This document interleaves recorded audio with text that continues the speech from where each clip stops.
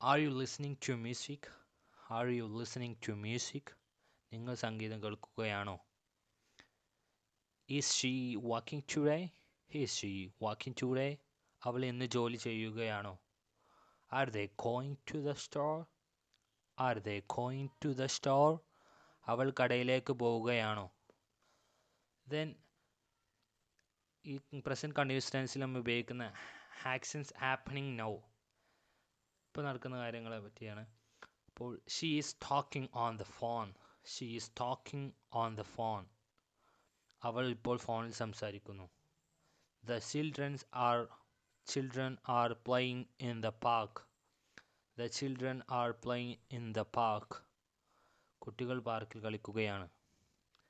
Then temporary സിറ്റുവേഷൻസിൽ use ചെയ്യേണ്ട examples നോക്കാം. I am living with my parents four